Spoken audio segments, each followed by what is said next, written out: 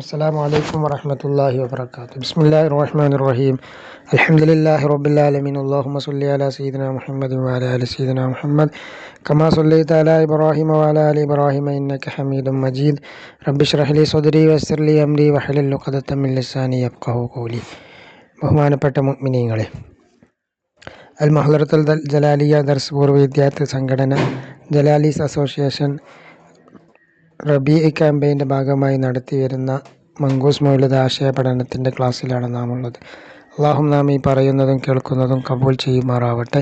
ഹബീബിനോടുള്ള സ്നേഹം അധികരിക്കാനുള്ള കാരണമായി അല്ലാഹു ഇത് നമ്മിൽ നിന്ന് മാറ്റുമാറാവട്ടെ. അവിടുത്തെ ശഫാഅത്തും അവിടുത്തെ നാളെ മഹ്ശറയിൽ അവിടുത്തെ ശഫാഅത്ത് തന്ന് അല്ലാഹു നമ്മെ അനുഗ്രഹിക്കുമാറാവട്ടെ എന്ന് ദുആ ചെയ്യുകയാണ്.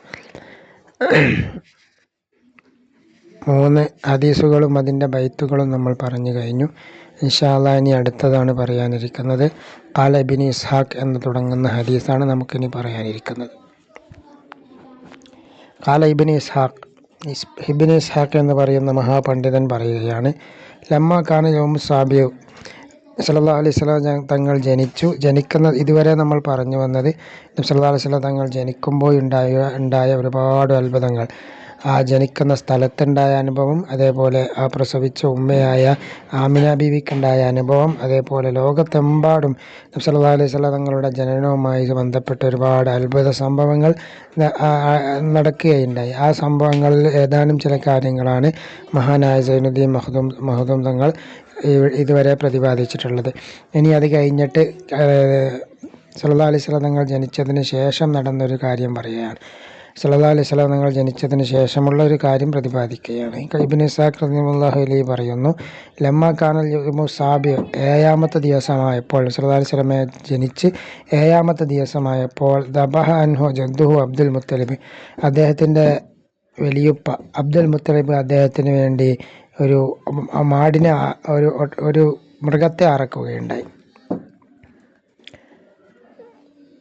വഖാമ ബിഅംരിഹി കമാ യജിബ്, എന്നിട്ട് ഒരു ബൈത്ത് പറയാണ്, മുഹമ്മദൻ സമ്മൗ നബിയുൽ ഹുദ വഹുവ അഹഖുൻ നാസി ബിൽ ഹംദി. മുഹമ്മദൻ സമ്മൗ നബിയുൽ ഹുദ, സന്മാർഗത്തിൻ്റെ നബിക്ക് അവർ പേര് നൽകി. മുഹമ്മദൻ എന്ന പേര് നൽകി. വഹുവ അഹഖുൻ നാസി ബിൽ ഹംദി, അവർ ജനങ്ങളിൽ സ്തുതിക്കപ്പെടാൻ ഏറ്റവും അർഹതപ്പെട്ട ആളാണ്. സല്ലല്ലാഹു അലൈഹി വസല്ലം തങ്ങളാണ് സ്തുതിക്കപ്പെടാൻ ഏറ്റവും അർഹതപ്പെട്ടവർ.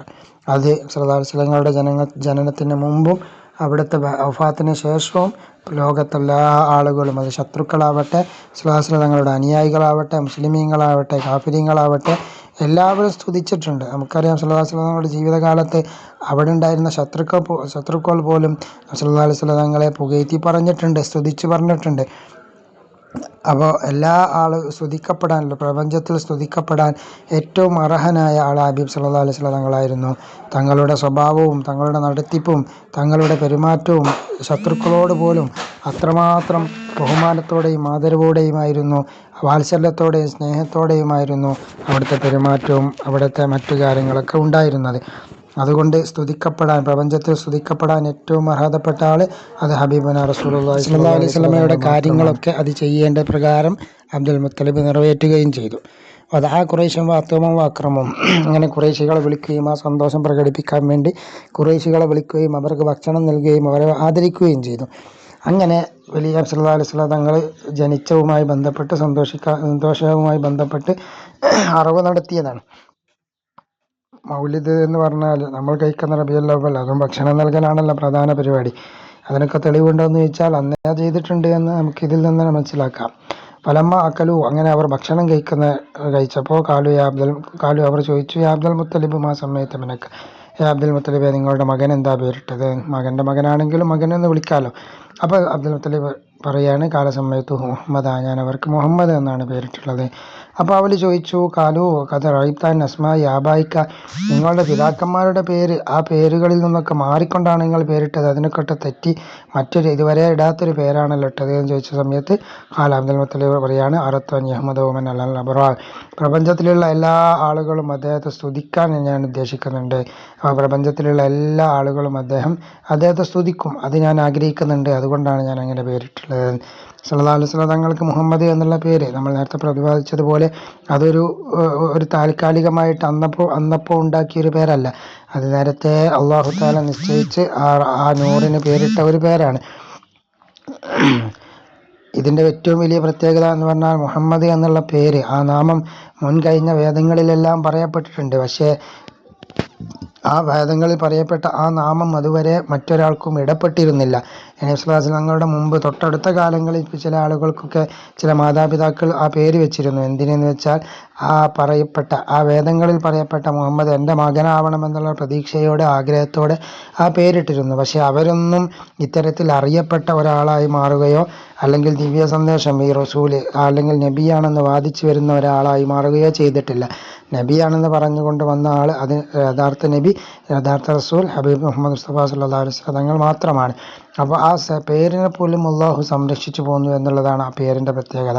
മുഹമ്മദ് എന്നുള്ള നാമത്തിന് ഒരുപാട് പ്രത്യേകതകളുണ്ട്. മഹാന്മാർ വളരെ ബഹുമാനിച്ച പേരാണ് മുഹമ്മദ് എന്നുള്ള പേര്. ചില പണ്ഡിതന്മാർ അവരുടെ മക്കൾക്ക് മുഹമ്മദ് എന്ന പേരിട്ടിട്ടുണ്ട്.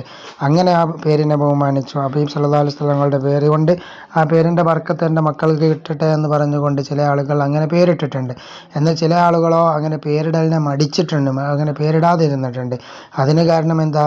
മുഹമ്മദ് സല്ലല്ലാഹു അലൈഹി വസല്ലം തങ്ങളുടെ പേര് എൻ്റെ മകൻ ഇട്ട് കഴിഞ്ഞാൽ ആ പേര് ഒരു ദേഷ്യം പിടിക്കുന്ന സമയത്തോ അല്ലാത്ത സമയത്തൊക്കെ മറ്റൊരു രീതിയിൽ വിളിക്കുമ്പോൾ, വല്ല വാത്സല്യത്തോടെ സ്നേഹത്തോടെ ബഹുമാനത്തോടെ അല്ലാതെ വിളിക്കുന്ന സമയത്ത് ആ പേര് അങ്ങനെ ദേഷ്യം വിട്ട് വിളിക്കേണ്ടി വരുമല്ലോ, അത് ഹബീബ് സല്ലല്ലാഹു അലൈഹി വസല്ലം തങ്ങളുടെ പേരാണല്ലോ, അതുകൊണ്ട് ആ പേരിടാതെ പോവുകയും ചെയ്തിട്ടുണ്ട്. അങ്ങനെ രണ്ടും ബഹുമാനം തന്നെയാണ്. ആ രണ്ട് രീതിയിലും ആ പേരിനെ ബഹുമാനിച്ച ആളുകൾ. സല്ല അലൈഹില്ലാഹു മാ അശ്റഖത് ശംസുൽ ളുഹാ ഫീ ദാലിക സഅദി. സല്ല അലൈഹില്ലാഹു, അള്ളാഹുവിൻ്റെ സ്വലാത്ത് അവരുടെ മേലുണ്ടാവട്ടെ. മാ അശ്റഖത്ത് ശംസുൽ ളുഹാ, സമയത്തുള്ള സൂര്യൻ അത് പ്രകാശിക്കുന്ന കാലം അത്രയും, ഫീ ദാലിക സഅദി, ആ സഅദ് നക്ഷത്രത്തിലായി, സഅദ് നക്ഷത്രത്തിൻ്റെ അടുത്ത് നക്ഷത്രത്തിൻ്റെ അരികിൽ സൂര്യൻ ളുഹാ സമയത്തുള്ള സൂര്യൻ പ്രകാശിക്കുന്ന സമയം അത്രയും അള്ളാഹുവിൻ്റെ സ്വലാത്തും സ്വലാങ്ങളുടെ മേലുണ്ടാവട്ടെ എന്ന് പറഞ്ഞാൽ ഖിയാമത്ത് നാൾ വരെ അല്ലെങ്കിൽ ഒരു അനന്തമില്ലാത്ത കാലം അത്രയും ഹബീബ് സല്ലല്ലാഹു അലൈഹി വസല്ലം തങ്ങളുടെ മേൽ സ്വലാത്ത് ഉണ്ടാവട്ടെ എന്നാണ് അർത്ഥം. ഇവിടെ ശംസുൽ ളുഹാ സമയത്തുള്ള സൂര്യൻ്റെ പ്രത്യേകത എന്താ? അത് കൂടുതൽ ചൂടോ അല്ലെങ്കിൽ കൂടുതൽ ചൂടില്ലായ്മയോ ഉണ്ടാവുകയില്ല. ഒരു പുറത്തിറങ്ങി നടക്കാനൊക്കെ അനുയോജ്യമായ ഒരു കാലാവസ്ഥയാണ്. ഹബീബ് സല്ലല്ലാഹു അലൈഹി വസല്ലം തങ്ങളുടെ സ്വഭാവവും അവിടുത്തെ പെരുമാറ്റവും അങ്ങനെയായിരുന്നു. ശത്രുക്കളോട് പോലും കൂടുതൽ ശക്തമായ രീതിയിലോ അല്ലെങ്കിൽ വളരെ അയഞ്ഞ രീതിയിലോ ആയിരുന്നില്ല അവിടുത്തെ പെരുമാറ്റം. ഒരു മധ്യ രീതിയിലുള്ള പെരുമാറ്റമായിരുന്നു. മറ്റുള്ളവരെ വശീകരിക്കാനും അവരുടെ മാനസികാവസ്ഥ മനസ്സിലാക്കിയും അവരോട് നല്ല രീതിയിലുള്ള ഒരു പെരുമാറ്റമായിരുന്നു ഹബീബ് സല്ലല്ലാഹു അലൈഹി വസല്ലം തങ്ങൾക്കുണ്ടായിരുന്നത്. ആ സമയത്ത് സൂര്യൻ്റെ ഒരു പ്രത്യേകത, ളുഹാ സമയത്തുള്ള ആ പ്രകാശത്തിൻ്റെ അല്ലെങ്കിൽ ആ സമയത്തുള്ള ആ വെളിച്ചത്തിൻ്റെ പ്രത്യേകത പോലെ ഹബീബ് സല്ലല്ലാഹു അലൈഹി വസല്ലം തങ്ങളുടെ എല്ലാ കാര്യങ്ങളിലും ആ പ്രത്യേകത ഉണ്ടായിരുന്നു എന്ന് നമുക്കിതിൽ നിന്ന് മനസ്സിലാക്കാൻ കഴിയും. അങ്ങനെ ഫലമ്മാ കാന വഖ്തു ളുഹൂരി അസ്റാരിഹി, സല്ലല്ലാഹു അലൈഹി വസല്ലം തങ്ങളുടെ രഹസ്യങ്ങൾ അസ്റാർ വെളിവാവാനുള്ള സമയമായപ്പോൾ, വൈശ്റാഖിൽ കൗനി ബി അൻവാരിഹി, പ്രപഞ്ചത്തിൽ സല്ലല്ലാഹു അലൈഹി വസല്ലം തങ്ങളുടെ നൂറ് വെളിവാവാനും പ്രത്യക്ഷപ്പെടാനും ഉദിക്കാനും സമയമായപ്പോൾ, ബൈനമ ആമിനത്ത് റളിയല്ലാഹു അൻഹ ഫീ ബൈതിഹാ വഹീദ, സല്ലല്ലാഹു അലൈഹി വസല്ലം തങ്ങളുടെ ബർക്കത്ത് കൊണ്ട് നേരം പോക്ക് അനുഭവിക്കുന്നവരായിരുന്നു.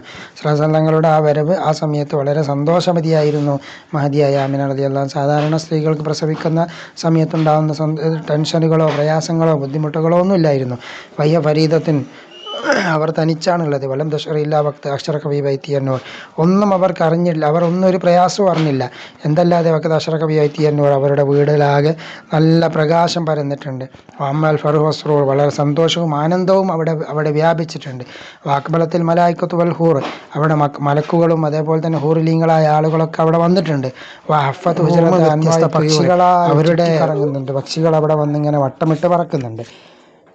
വഹിയ തസ്മഉ ലി ഇസ്തിഹാമിഹിം വഹ്തിഫാലിഹിം, ആ മലക്കുകളുടെയും അതേപോലെ തന്നെ ആ പക്ഷികളുടെയൊക്കെ തിക്കും തിരക്കും അവരുടെ വട്ടമിടലൊക്കെ കാരണം ആ വട്ടമിടലൊക്കെ അവർ മഹദിയായ ആമിന റളിയല്ലാഹു അൻഹ ഇങ്ങനെ കേൾക്കുന്നുണ്ട്. എന്ത് കാരണത്താൽ ബിഖുദൂമിൽ ഹബീബി ഹംസ സ്വല്ലല്ലാഹു അലൈഹി വസല്ലം തങ്ങളുടെ വരവ് കാരണത്താൽ അവരൊക്കെ വരികയും അവരുടെ തിക്കും തിരക്കും അവരുടെ വട്ടമിട്ട് കറങ്ങലും പറക്കലൊക്കെ ആ ശബ്ദങ്ങളൊക്കെ മഹദിയായ ആമിന റളിയല്ലാഹു അൻഹ ഇങ്ങനെ കേൾക്കുന്നുണ്ട്. വകൈഫല ഇതെങ്ങനെ ഉണ്ടാവാതിരിക്കുക. സയ്യിദുൽ ആലമീന ഫി ബൈത്തി ഹംസ അവരുടെ വീട്ടിലേക്ക് കടന്നു വരാനിരിക്കുന്നത് അത് ലോകത്തിൻ്റെ നേതാവാണല്ലോ. അപ്പോൾ ലോകത്തിൻ്റെ നേതാവ് കടന്നു വരുമ്പോൾ ഇങ്ങനത്തെ സംഭവങ്ങളൊക്കെ എങ്ങനെ ഇല്ലാതിരിക്കും?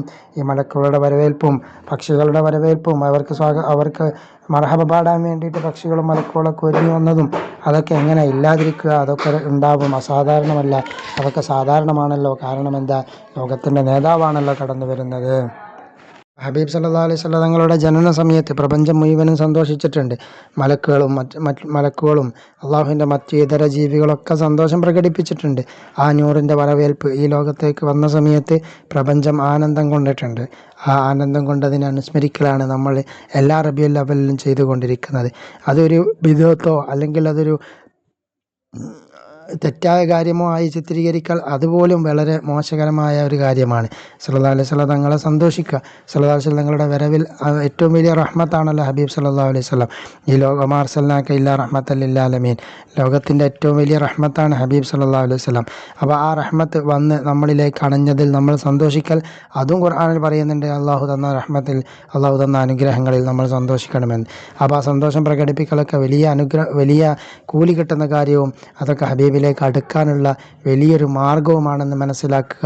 എന്നിട്ട് നമ്മൾ ഈ റബീഉൽ അവ്വലിൽ ചെയ്യുന്ന ഓരോ പ്രവർത്തനങ്ങളും, വീടുകളിൽ വെച്ച് മൗലിദ് കഴിക്കുന്നതും അന്നപാനീയങ്ങൾ നൽകുന്നതും മക്കൾക്ക് നല്ല ഡ്രസ്സ് വാങ്ങിക്കൊടുക്കുന്നതും ഇതൊക്കെ ഇതിനു വേണ്ടിയാണ് എന്നുള്ള നല്ല നിയ്യത്തോടെയും നല്ല കരുതലോടെയും നാം ചെയ്തു കഴിഞ്ഞാൽ അതൊക്കെ ഹബീബ് സല്ലല്ലാഹു അലൈഹി വസല്ലം തങ്ങളുടെ മേലുള്ള സ്വലാത്തും അതേപോലെ തന്നെ ഹബീബിനുള്ള മദ്ഹൂക്കായി മാറുകയും അതിനൊക്കെ വലിയ പ്രതിഫലം റബ്ബ് നമുക്ക് തരികയും ചെയ്യും.